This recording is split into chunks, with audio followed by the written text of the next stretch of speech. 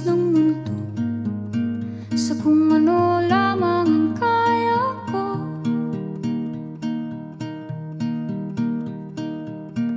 Bigang-biga na sa mga problemang di masolusyonan agad, parang wala nang bukas.